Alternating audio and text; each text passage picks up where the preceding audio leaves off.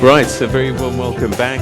We're in Port Elizabeth today, and we're having a conversation about SASSA, 10 years down the line, but I guess social security in its totality, and it's got different legs, and this is what we're learning, that the social grant is but one pillar of making sure that those people that are most vulnerable are taken care of. We're going to take some questions from the floor, as well as from Twitter at Morning Live SABC. But there is one young person I'd like to talk to now. If we can get a microphone to Vuyiswa Malengela, who's 19 and in grade 11, I think.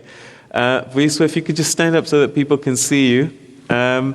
So you're a beneficiary of social grant, foster care grant, I believe. Tell me how difficult your life would be if you weren't getting this grant, and what difference it is making to you and your siblings. I live with two siblings. Bekunzima because saluza abazali bethu on 2010. But at the early age, I became a parent. Oh, sorry. I'm responsible for all of this.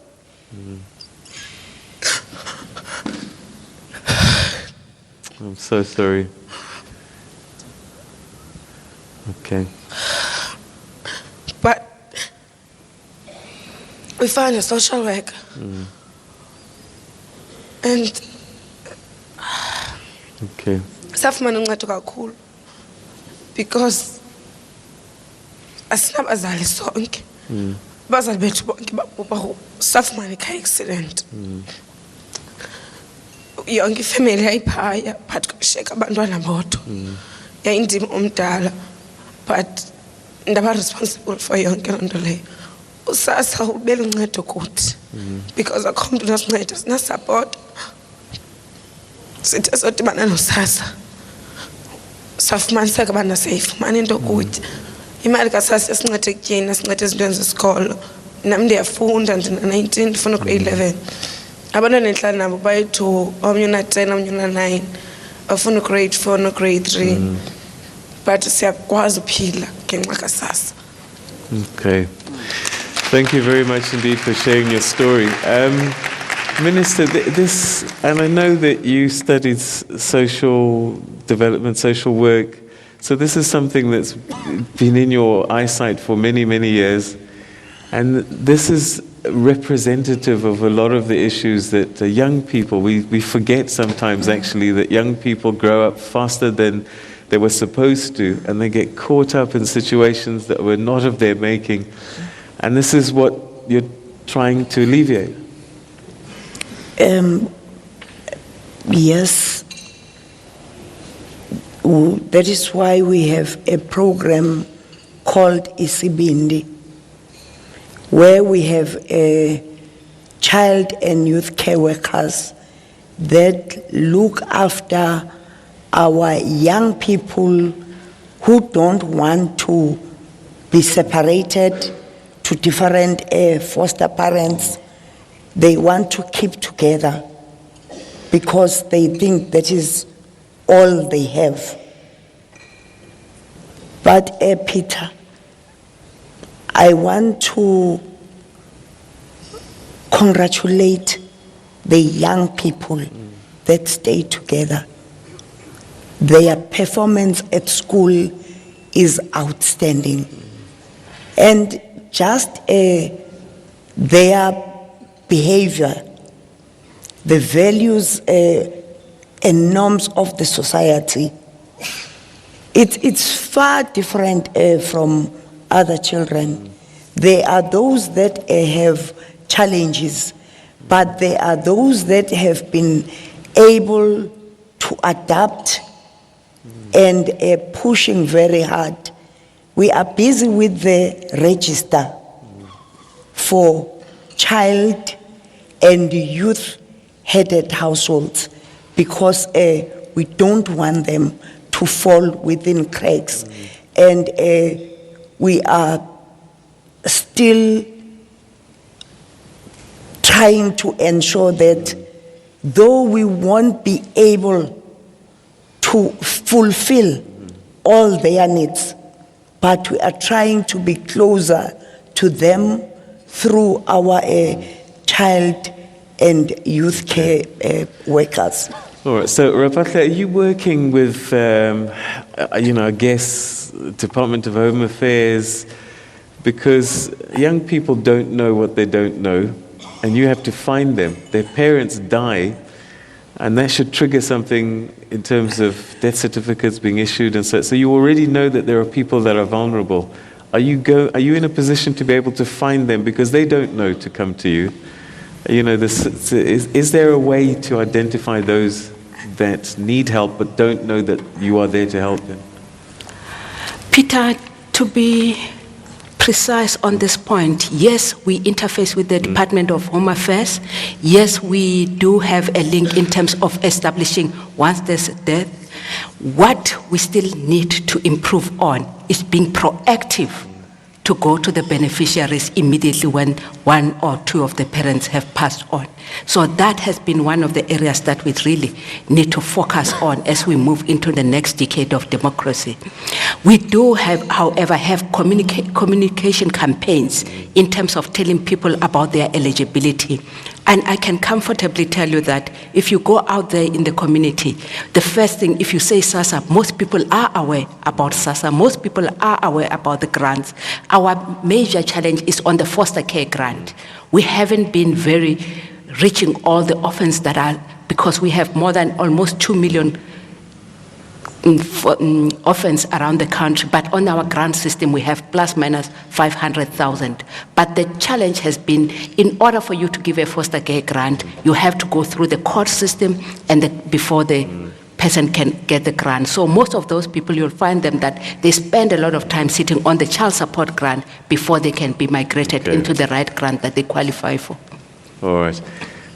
Zane, I think you started to chat about it when you're contextualizing, but I've got a question here from Thabo Maputa who says, what is SASSA doing to ensure that those who are recipients of its grants move on to become independent of grants in time? Sure. So when you were designing this system, that's what you had in mind, right? Yeah. Well, let's start with social assistance and who social assistance is targeting. So it's targeting children and it's following the child. So obviously the grant is meant for the well-being of the child, and the people who collect the money on behalf of the child is either a parent or a caregiver, and that money is supposed to be used on the child. So technically, we are not looking at getting children off the system. We want to get more children on the system. That, as Rapash has pointed out, there's quite a few that are missing from the system. So our duty is to make sure that we get people onto the system. In terms of the caregivers, and that's another issue. So people are looking at the caregivers of children as the recipients of the grant, and they're not. The children are the recipients of the grant. The caregivers accept the money on behalf of the children. I think the discussions about what we do about able-bodied adults between the ages of 18 and 59, where there is no social protection system, is what we are concerned about. So we're not as concerned about how do we get people off the system. We are concerned about what we need to do to make sure that able-bodied adults between the ages of 18 and 59 are looked after. Because the issue that emerges is, what is the nature of systemic poverty in South African society? And I think the minister pointed to that.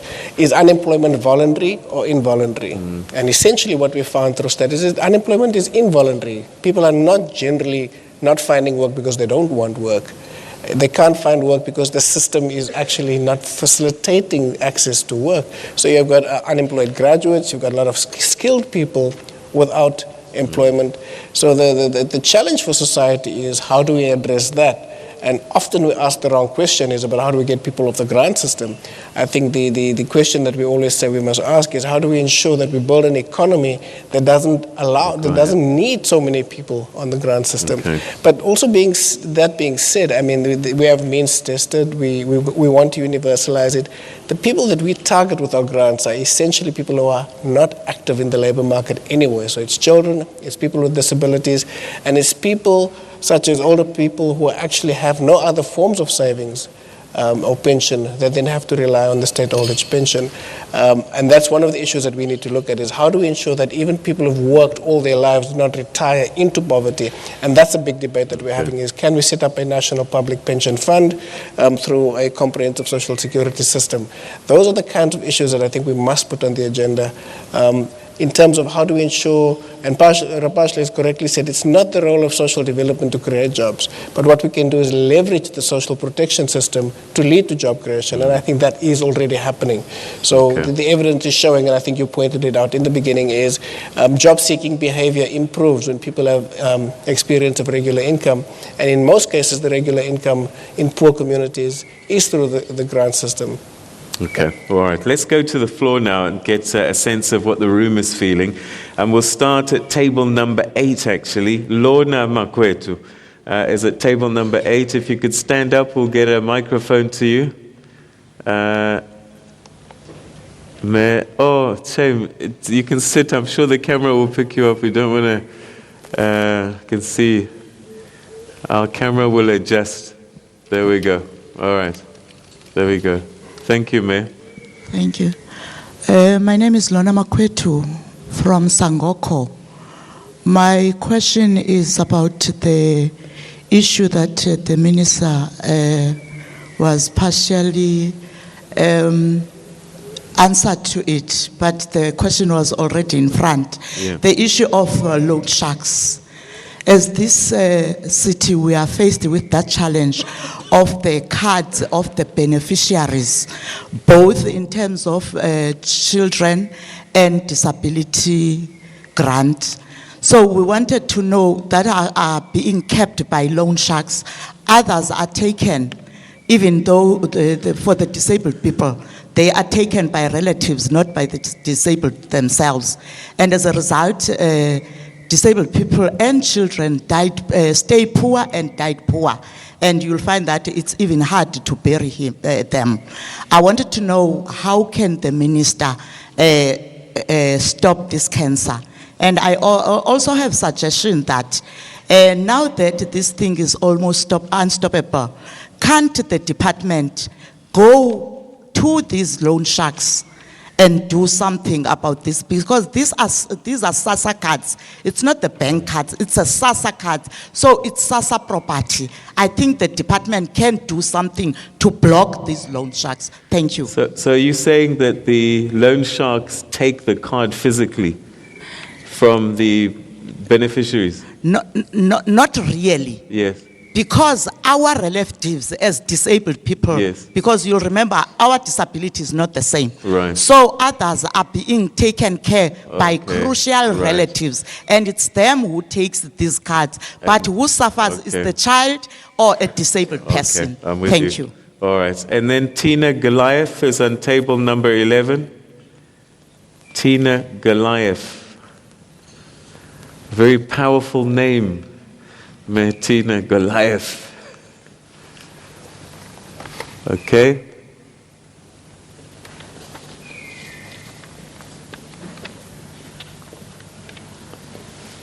Yeah. Goeiemôre.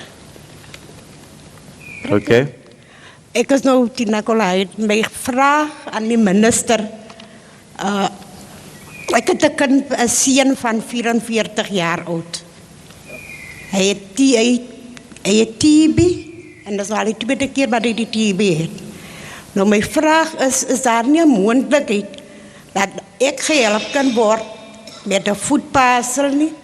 Want dit is bietjie moeilik om deur te gaan met my pension en my kind se geld. Okay. Dit is al. All right. Okay. So I think the question is, my son is 44, unemployed, and a TB sufferer. How can SASSA help so that at least he gets a food parcel? Because I'm the breadwinner with a grant, with a child getting a child grant. So, yeah, 44, TB sufferer, how can we assist? And then if we can just ask Zanele, is it Muntwana, table number 3. Zanele Muntwana. Table number 3, where are you? Okay, if we can get a microphone to you. Okay. Morning, everyone. My question was that will government continue with uniform to those children needed in future? School uniform? School uniform, yes. Okay. All right, let's deal with those three questions. So the first one, we've got these loan sharks, and particularly the disabled who can't get to these centers, they're getting these cards hijacked by some of their caregivers. How do we deal with this? Can we not go to the loan sharks themselves and say, I can't? Number one will be answered by Brenton. Yes. Number two, by Dai. Then uniforms, Tamo. Where is Tamo? Okay. Okay, so let's go to Brenton then. Brenton Friede, is that correct?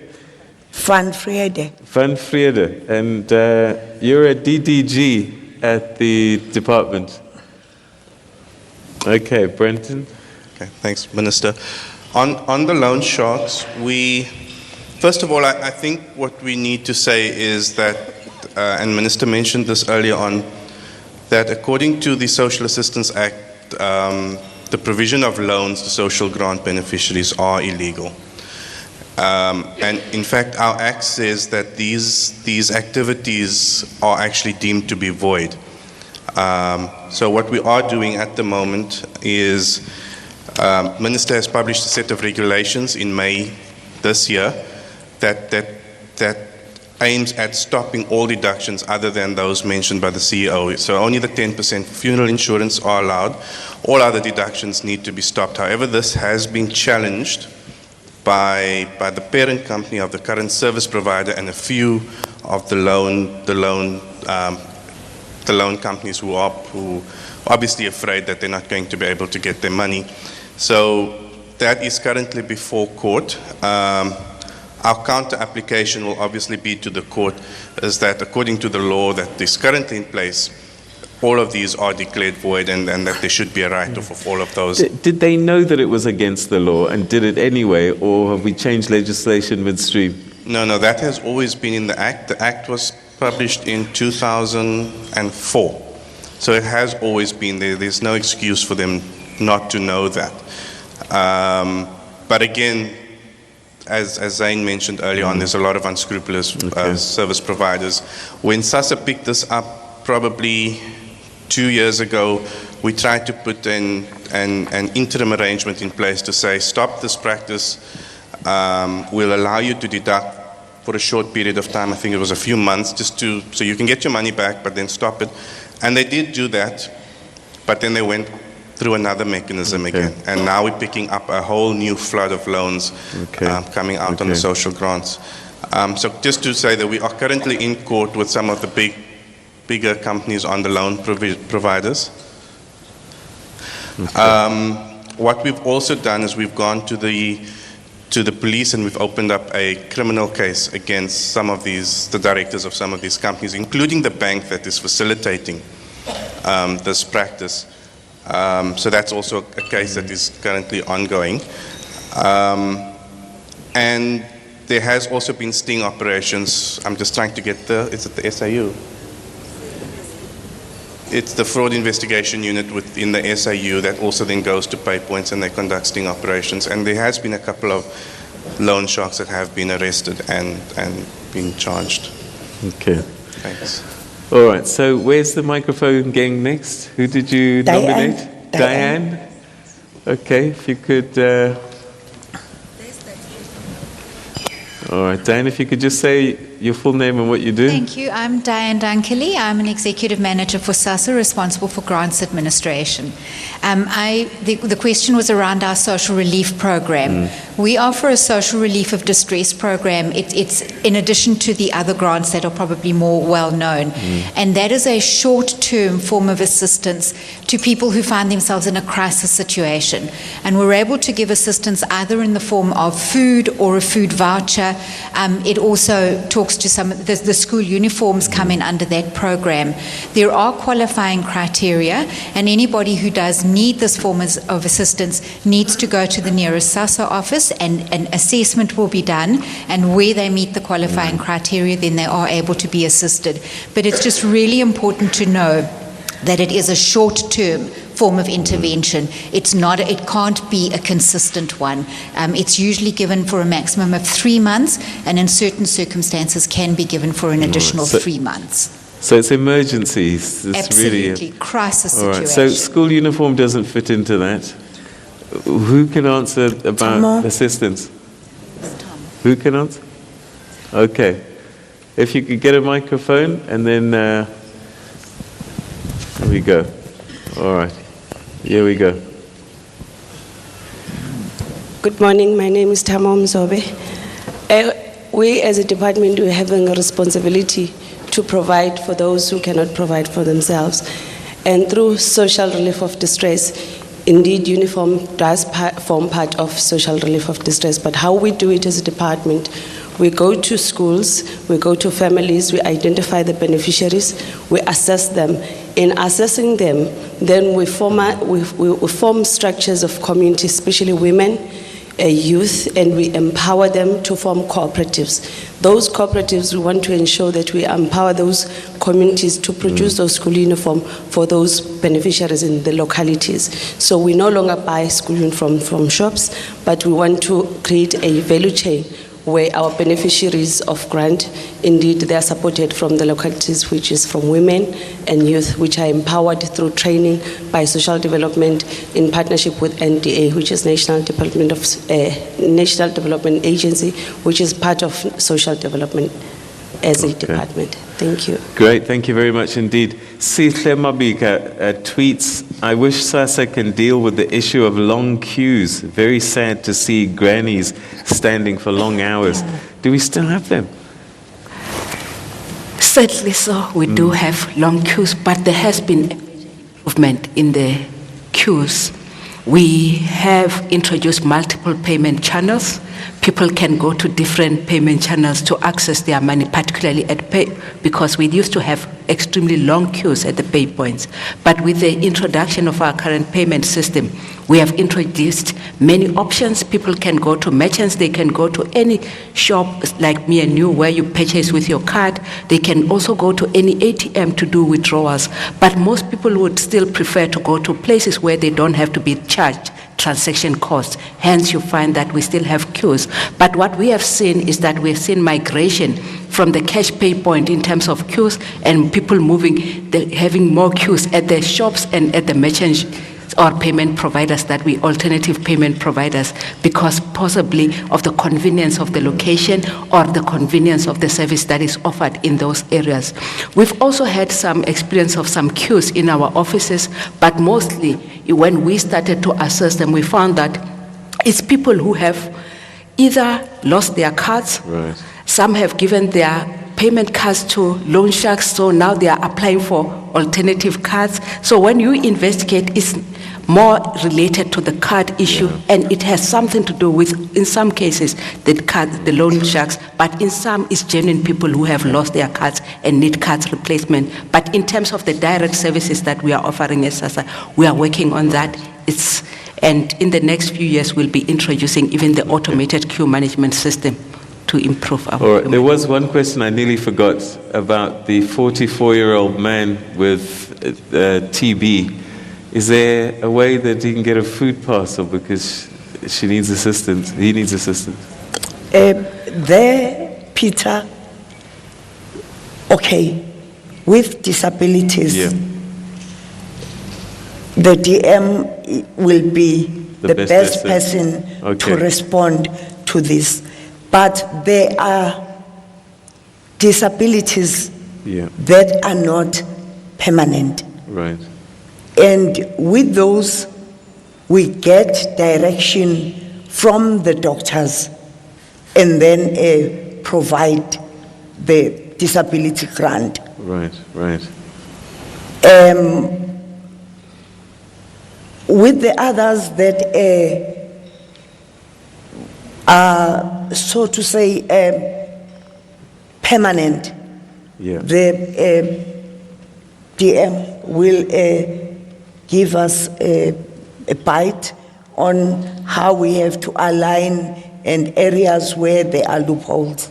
Okay, Deputy Minister, can we get a microphone to Deputy Minister Henrietta Mokopane Zulu, if you can address the challenges that people that are disabled are facing, and where in this social security net that people with disabilities are being caught. Thank you very much, Peter. Good morning, everyone. Thanks, Minister.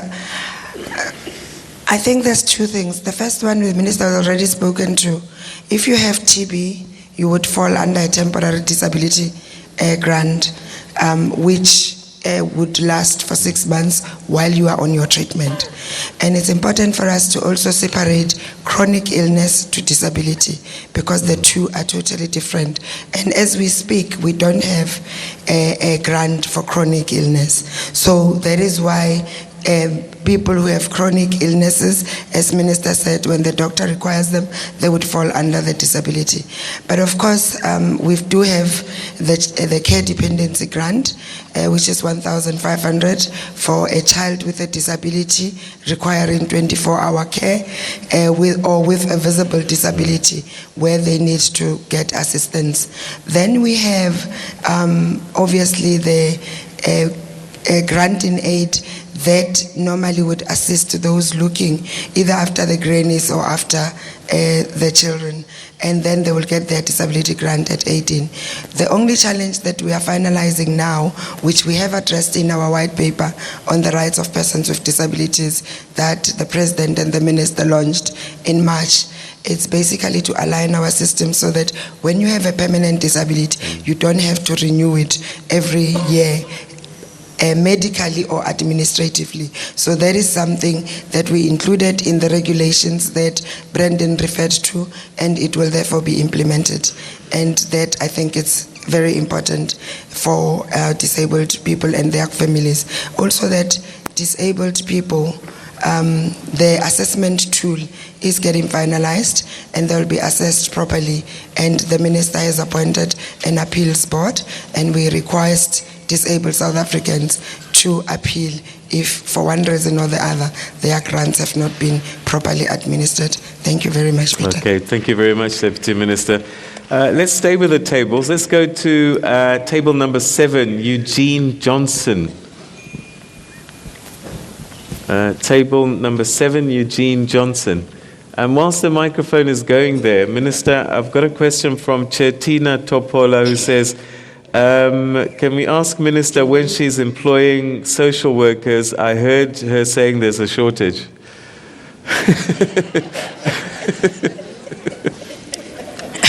Okay, we must be honest and say that when we started with the program, we were only given a funding to absorb the social workers, but for the first year only. And then the coming years, provinces had to use their funds, and those funds were for other programs, and then those programs suffered, and then they decided to stop absorbing social workers. And then we have also looked into other areas, like there are those that are looking for children that we have employed for a period of 3 years. There are those that are working with the foster care committee that is visiting throughout the country all children that are under foster care. There are those that are going to be employed very soon. But we've also written or communicated with the Minister of Finance to relax some Some things rigid that rules. Yes. have to do with finances. Yeah, sure. So that we absorb more, and we do want social workers, Yeah. and we don't want young people to be discouraged, Okay. and they must have hope. We are in the process of Okay. ensuring that they get All right. employment. Okay, Eugene, thanks for your patience. Is it Eugene? Eugene. Ah, there you go. Good morning, Minister. Minister, I must admit that the social services offered by SASSA is good. But amidst these services, violent crime is rising. And in the northern areas, you would find on average 2 kids are dying every week due to violent crime and shootings. And one of these issues and the causes of this is a lack of parenting and a breakdown of family, marriage, and community. And the question that I want to ask is, how is the SASSA ensuring that our NGOs specializing in parenting and rehabilitating kids are being empowered and are being sponsored? Because you would find that most of these NGOs are struggling in terms of grant. Thank you. Okay, thank you very much, Eugene. Table number 3, I think, or 6. Table 3, I'm not sure. No, table number 3, Maria Hermans.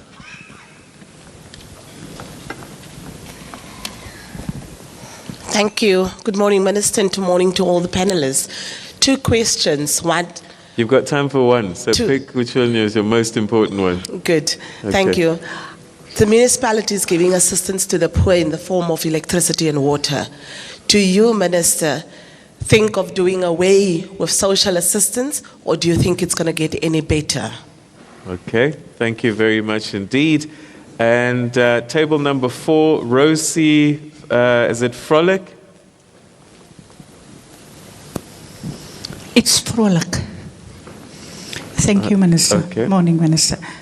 My name is Rosie Frolic. I'm staying in Dispatch. Last night we have a huge meeting in one of our communities. There was a very question that really hurts me.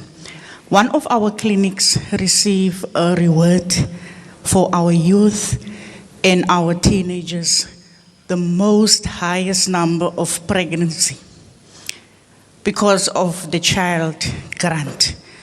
My question is to the Minister if she can see if some of our SASSA officers can create more programs to our youth and our teenagers. Thank you.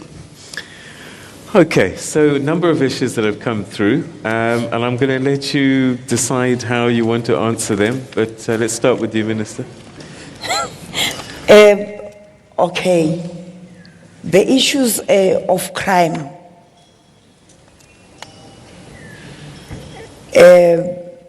lack of parenting. I think as far as ready to govern, the ANC spoke about investing in human development. Again, that is a process. But secondly, we are trying to ensure that we direct our programs to families so that they can make an impact. Because if they focus on individuals, one will have a grant and use it this way and that way and the other way. whilst it's supposed to strengthen the family. And thirdly, we do run parenting programs, but there is a challenge that as South Africans, we've not been focusing on. You have a 13-year-old child getting pregnant, and then after giving birth to the child, she behaves like she doesn't have a child. A child, because she is a child. Now, where do we have to direct parenting in as far as this is concerned? So, one other issue, it should not be seen as the responsibility of government only to look after the children. It's also the responsibility of the parents.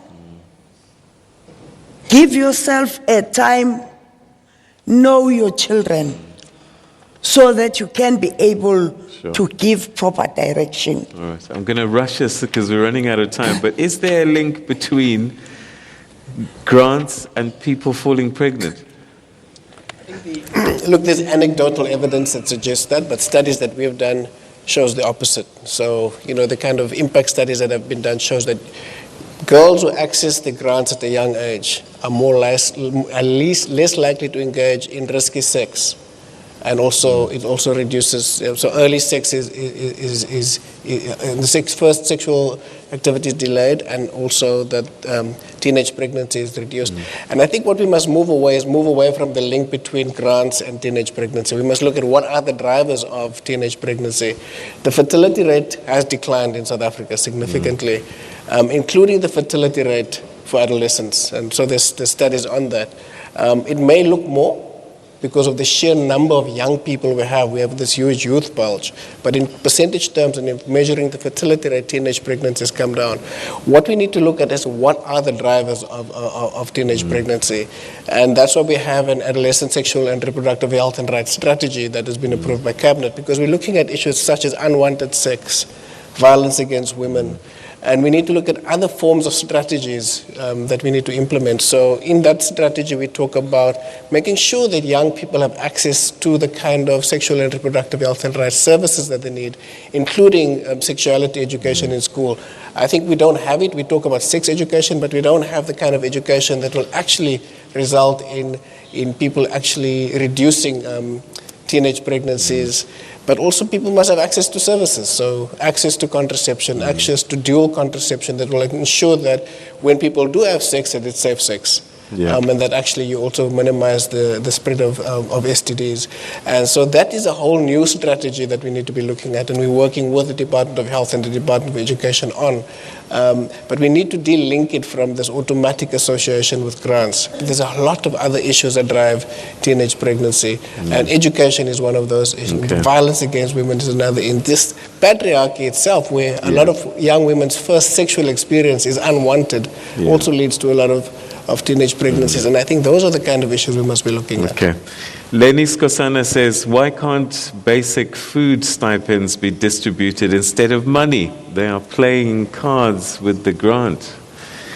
Is there, and instead of giving these cash or money, can we not deliver food parcels instead, I think is what he's saying. Is that... Peter. No, I know, this is what they're asking. Firstly, for now, we don't have food parcels. We have social relief of distress. And then secondly, we are trying to push the payment of grants to localities so as to ensure that grant money rotates within communities, and it will do exactly what our people want. Because when you go to a pension payout point, you distribute 30 million in that area. And people come from all the corners of that area. They leave all that 30 million there. So that is why now we are looking at the strategy of increasing our footprint. Okay. All right. One last question from the floor. Nozipo Mayaba, table number 12. If you could be very quick with your question, and I'll get a quick question for you. Okay, so you have to be very, very quick with this answer. Thank you, Peter. Okay. The first part of my question was answered by the gentleman when he said there is no social assistance for able bodies between the ages of 19 and 59, irrespective of their conditions. The second part that I am concerned about is about the grannies and the grandpa, the pensioners, that are fostering children of their children, their grandchildren, the parents of the children are not working. They are employable but are not employed. So what is the condition in that case? Since I've seen many parents that have been working, having to sell their property and yet do not qualify for free housing. All right. Unfortunately, we've run out of time, so I'm not going to be able to answer that question on air, but we will get an answer for you just now. But all I have time to do is to say thank you very much indeed to Minister Bathabile Dlamini. Thank you very much to the acting CEO of SASSA, Rapahle Ramkopa. Thank you very much indeed. And Special Advisor Zain Danko. Thank you for being the architect and continuing to help and guide. Thank you very much indeed for being great guests. And to you at home, thank you very much for being part of this conversation. Next week, we're talking to Minister Edna Molewa, CITES, endangered species, rhinos, you name it. They also need assistance and help, and we'll be unpacking that next week, Wednesday in Sandton, if you want to get to that. Okay, from us, have a great day, everybody, and enjoy the rest of your day. Bye-bye.